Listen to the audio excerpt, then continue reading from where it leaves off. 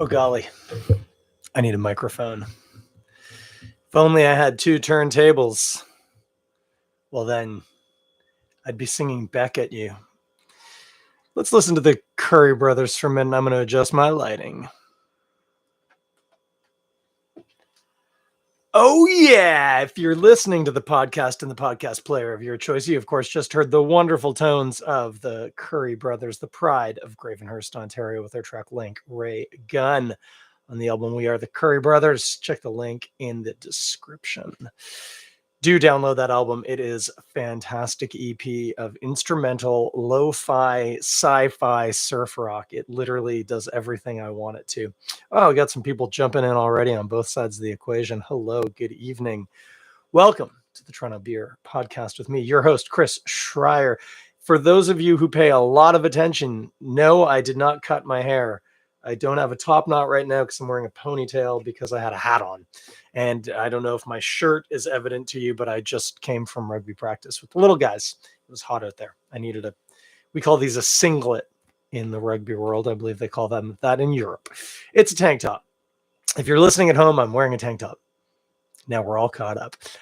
Friends, hey, how was your long weekend last weekend? Yeah? Oh, how about that? Yeah, me too. It was crazy. No, but seriously, I need to adjust this camera a little. 1 second. Nope, adjusted it too far. That's the one. The cottage we were at was dangerously close to one of the tornadoes, but we were fine. Everything was fine, but it was intense. Let's go with that. But I hope you had a great long weekend. Good to be back. Almost skipped tonight because my wife is out right now. Went to the National Geographic photographer presentation at Roy Thompson Hall. Lucky thing. I went to rugby practice with the kids, which is pretty fun too. But I got to tell you, that Nat Geo thing sounds pretty awesome. Anyway, what was I saying? Oh yeah, I was thinking of bailing on you all, but I had a plan and I really wanted to put it into action. And I thought by next week I would have forgotten this plan. So we're going to go with it. We're going with it, guys. We're going live, to quote Bill O'Reilly. I think it was Bill O'Reilly. Now, I've done this in the past. I don't think I've done this with one of these bottles. And tonight we're going to talk a little bit about brewing, about home brewing, and specifically about this bottle of homebrew, which is in just a generic, unlabeled bottle. I made this. Yes, it's caged and corked in a very creative, let's say, way. If you're listening and can't see, there's a cage and a cork, and the top thing that's holding it all together is actually an uncapped bottle cap. So there you go. This, I believe, is a Brett Saison that I made at least 5 years ago, but I actually think it's longer than that. I think it's probably over 6 years. This bottle has lived in a refrigerator for most, but not all of its life. And in the words of that very popular canned condition Saison from our friends at Sawdust City and Gravenhurst, there's really no way of knowing what's going to happen when I open this. It could be amazing. It could be a disaster. I actually brought a towel tonight. It's sitting on my lap. I need to put my output tray in. 1 second, please. Bear with me. Bear with me. By output tray. Otherwise, I'll keep doing that. I also just noticed in my video, I've got some Allen's multi-purpose bathroom cleaning vinegar back here. I did not put that there, but let's hope that I don't need it. We'll just leave that there for now. Let's just do this, and we'll talk about homebrewing and what this beer is specifically once I've figured out whether or not I'm about to get a beer shower, which I might. I'm just thinking about the best way to do this. I think I'm going to... Oh, well, the cage just snapped, so that's telling. Being very careful to keep my finger on top of the cork here, just in case it has plans of really going off. Now, I don't know if you can see that in the camera. It has swollen out a little, so that means it is under pressure, although it's not trying to work its way out right now. I'm going to open it low, and if it starts to flow, you're probably going to hear cursing and me fighting with a towel to try and contain the mess. Sound good? Let's do it. Oh, well. Well, it turns out my concerns about the cork were unfounded. The dang thing will barely budge. Okay, I'm flexing it with my thumbs, one of which I jammed playing rugby this weekend, and it's really sore. Let's use the other one. Yeah, I know. Everything in my life is about rugby right now. I'm sorry. Okay, this is really dangerous, and I don't recommend it, but I'm going to use my teeth. Okay, I got it moving. Well, I moved it a little. The problem is it's going to hit a critical point where it's going to release, I think. And I don't want it to be in my mouth when that happens. This is a real journey, guys. I'm glad you're here with me for it.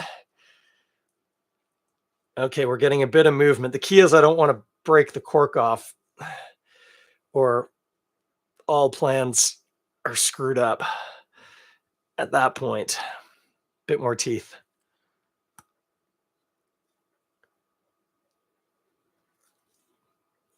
It is moving.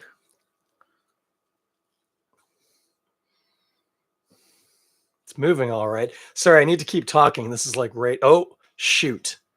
This is what I'm worried about. We're starting to lose the cork.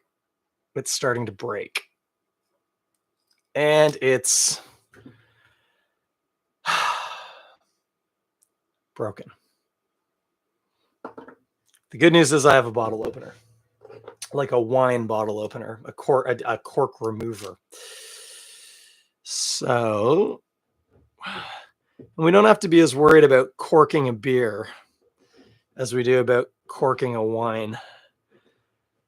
If there is some corky taste to this, well, we know why. All right, get the hinge down and pull. Come with me, baby. Oh, wow. It barely popped at all. It was completely, my fears were completely unfounded. I'm definitely smelling something already. This might get interesting. Here we go. Let's pour. And I don't even know what color it's going to be when it comes out. It should be slightly orangey yellow, if I remember correctly. It is a little darker than I was expecting, but it's in the range of what I would call my saison. It's possible this is a bière de garde based on the color. This is more like brown. There's a very light carbonation to it. In the video on YouTube, it looks very dark. It's not. It's brighter than that. The Instagram video shows it a bit better. I'm holding it up to a light, and it is coppery. Let's go with coppery. No head to speak of. Very gentle carbonation. There's a hair on the surface. I got it. Okay, aromas. Interesting. Wow, it's phenolic. Smells a little cooked, to be honest with you. Maybe just a little cooked. Do you know what cooked beer smells like? It's hard to describe, but that's what this smells like. There's some super sweet malty qualities, which I think means I probably did my usual 3-2 Vienna to Munich in this, which also explains the color, which might mean that it is a bière de garde, not a Brett Saison. There's no hop. That's to be expected for a beer this old. Yeah, there's some spiciness to the yeast, but it's also smelling a bit phenolic. It's not bad. Like, it's not Band-Aid's phenolic, but it's not clean. Okay, I'm going to take a sip. If I collapse and don't reappear, someone please call 911. I think it's going to be fine. Hang on a sec. I might spit it out, though. We'll see. Oh, hello, Ashley Reed. I don't know you. I'm about to drink a very old bottle of homebrew. Mm-hmm. Yeah, this was a bière de garde. That's surprisingly not it's not awful. It's better than some homebrew that people have given me and told me was pretty good. Hmm. So yeah, there's definitely Vienna and Munich in there, without a doubt. Um, it does also taste cooked. I have a feeling it lived outside of the fridge for a little while. I just can't remember when. This is sweet and malty, a little musty, phenolic, and here it is starting to touch a little bit on the Band-Aid side of things.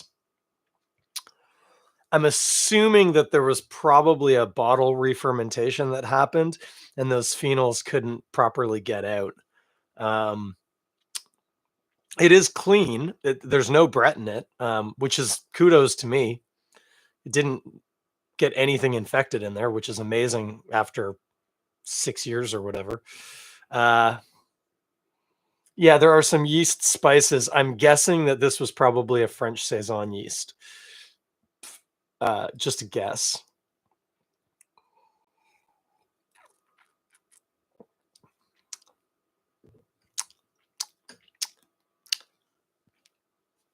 It's not without its charm. I'm not going to finish it. Yeah, it's just malty with a weird phenolic tang. Body's kind of nice. It's just it could do with a bit more carbonation. It's like solidly light medium bodied. That's another thing. It's amazing that it didn't totally dry out in this period. Yeah, a little canvas must on it. So there might be a little something in there. It's not terrible. And hey, it didn't explode everywhere. So that could have gone a lot worse. I kind of feel like I think I have another bottle of homebrew.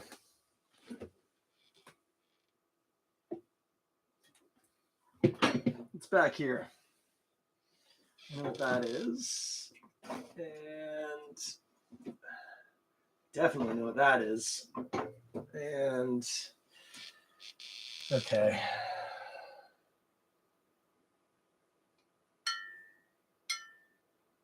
Let's go with this one. Oh, the only problem is I have to get rid of this beer. And I don't want to drink it. And I can't put it back in the bottle.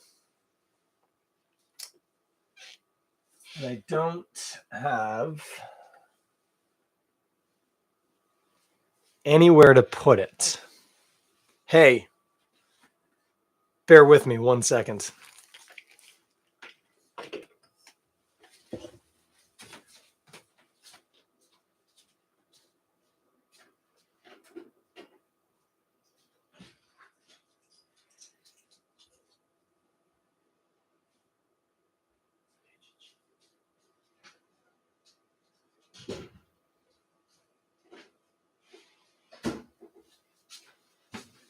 Okay, I'm back.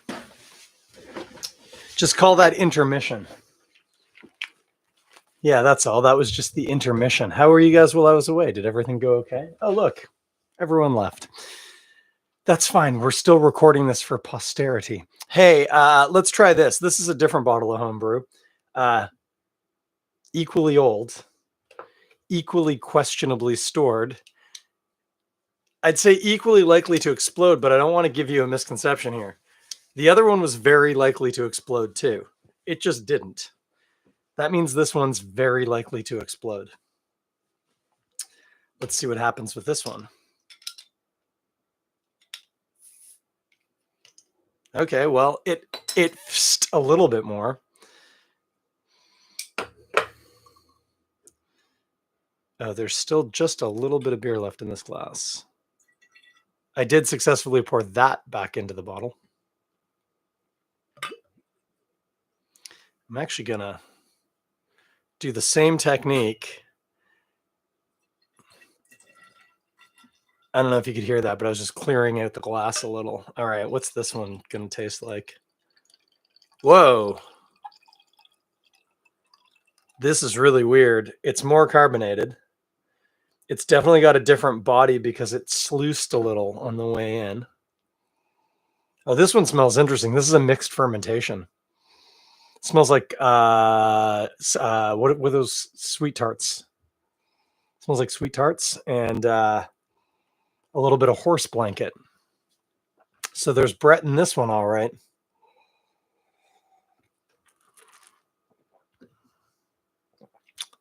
Oh yeah, it's Brettanomyces. Tastes like cherry pie and a bit of horse blanket.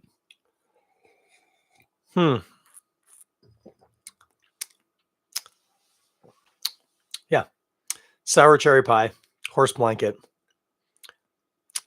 a little bit of some caramelly malt,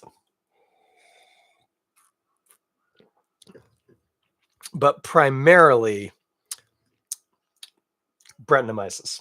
If you ever wanted to know what Brettanomyces tastes like in a beer and not be distracted by any other flavors in the beer, this beer is the beer for you.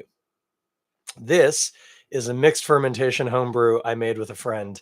Again, 5 to 6 years ago, maybe 7 years ago. I've lost track. This one also questionably stored. Yeah, I'm not going to drink any more of that either. Oh, for a minute there, it tasted a little bit like a blue freezy. If you know what that tastes like. I am going to have one more sip.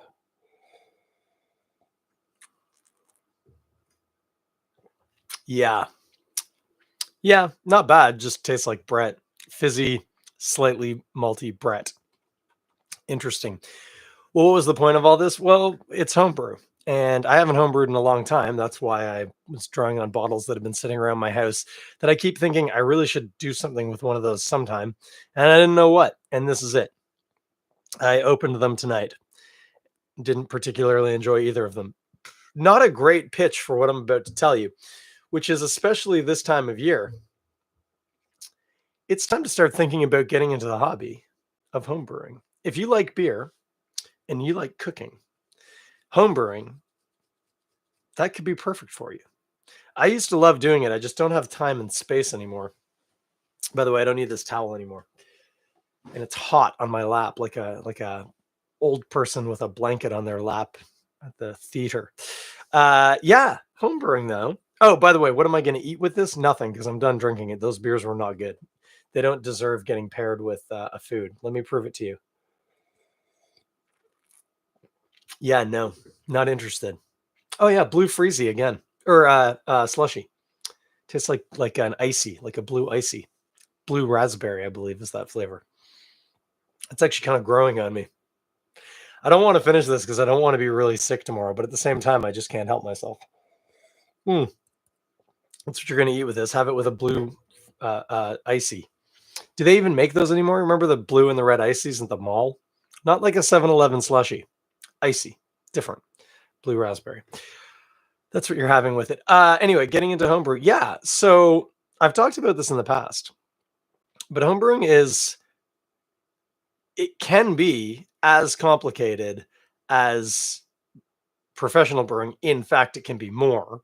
I know some people who have incredibly elaborate processes, but it can be as simple as a kit where you brew it in a pot and then you ferment it in a growler like this, which I'm holding up, which if you're listening to the podcast, a growler is a 1.89 liter, better known as a 64-ounce glass container. You stick a rubber stopper in the top with a water lock or a blow off tube, and the beer can ferment there, and you can drink that within about a week or so.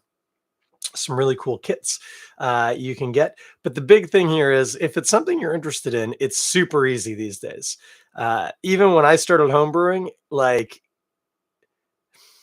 I wasn't challenged to do it, and I had the benefit that I'm friends with a lot of brewers, but now it's just like there are these amazing homebrew shops that have everything you need.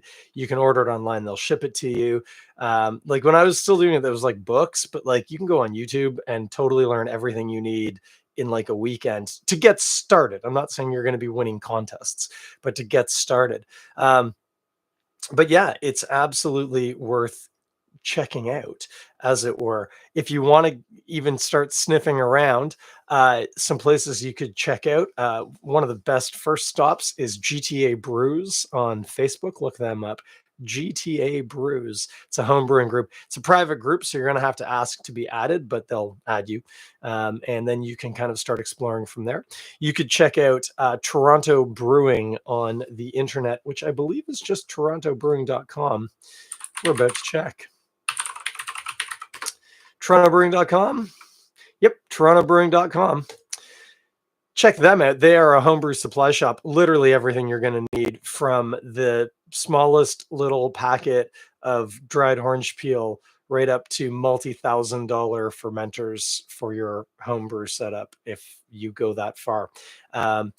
All of the staff are homebrewers, and so you could just go in and hang out and chat, and they'll take you through it. Whew, this beer's not good. Blue icy. Too much. Oh, I regret that. I don't regret telling you to check out Toronto Brewing, though. And the other thing, especially if you're in the West End, People's Pint Brewing has a real focus on homebrewing.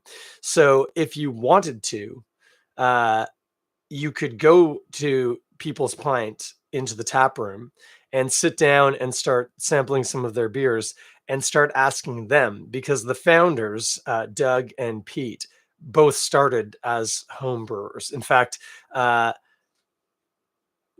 at least did. I don't know if Pete did, but Doug entered a homebrew contest that I organized with the guys at the Edge.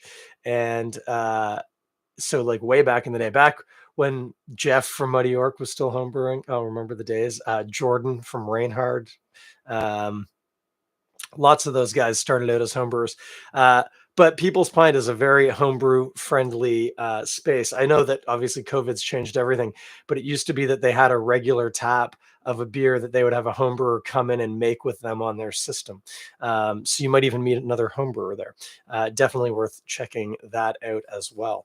But yeah, just to settle any questions that I can already hear you asking, is homebrewing going to save you money? No, it's not. That's a misconception. Because of the volumes of scale, you'll find that a professional brewer can produce beer at a significantly lower cost than you and still charge less while making a profit. That said, they can't make it exactly the way you want to. And so there's some freedom in there. Plus, there's a sense of accomplishment. It's fun. It's like, I make sourdough bread. I don't have to, but I can, and I like it. So every other week I make 2 loaves and a dozen rolls, and it carries me through 2 weeks, and then I make it again, and it's delicious and I enjoy it. So homebrewing could be like that for you too. The other thing with homebrewing, if you start homebrewing, it doesn't mean that that's all you're ever going to drink. You can still buy beer. It's allowed, but it's kind of fun having your own setup. The one thing I'll warn you about is if you get in it and you like it, not only is it not going to save you money, it's going to cost you money, because you're going to buy those $1,000 fermenters and you're going to set up a draft fridge in your man cave or woman cave or whatever it is you hang out in. And it's going to be awesome. And your friends are going to love you, but it's not going to come for free. That said, don't let that stop you. If it's something you're interested in, look it up. It's a really fun hobby. And like I said, if I had more space and time in my life right now, I would be 100% in it. I still have my homebrew setup tucked away, waiting to be dusted off and cleaned and ready to make another batch of beer. Just not this time of life for me, unfortunately, but I do highly endorse it. So that is tonight's app. Get yourself homebrewing. The other thing you can do, by the way, if you get onto a group like GTA Brews, you can ask to go along when somebody else is brewing and see how they do it. It's a great way to meet some people that are involved in the hobby, and then also see, like, is this something I actually want to do? Maybe it is, maybe it isn't. But it's a great way to get introduced to it. And GTA Brews does a monthly meetings. You could swing by one of those and meet a bunch of people as well. That's assuming you're in the Toronto area. If you're not, there's a lot of other awesome places that you can do the same thing. For instance, Shortfinger Brewing, which is in Cambridge, Guelph. Where's Shortfinger? Hang on a sec.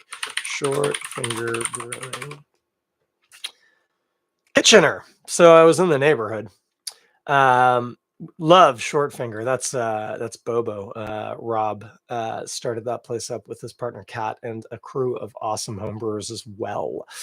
So they're worth checking out if that's more your area. And again, same deal. They do make their own beers, but you can go in. They have supplies, and most importantly, you can just kind of pick their brain. Be like, "Hey, I think I'm interested in homebrewing. Can you tell me more?" And I'm sure they would be more than willing to uh, to help you out with that. So yeah, that's it. Pretty short up tonight. Like I said, I almost skipped it, but I didn't. Here I am. Yay! And I will be back next Monday with a non-homebrewed beer, a professionally brewed beer, and I will enjoy it hopefully significantly more than these two bottles, which I now have to go dump out. But until then, you have a great week. Why don't you this week get outside, because it's going to be beautiful out there, hot, sunny. We might get a nice little thunderstorm on Wednesday, but a little summery thunderstorm. That's a nice thing to get in the middle of a week. But get yourself outside, get some vitamin D, as they say.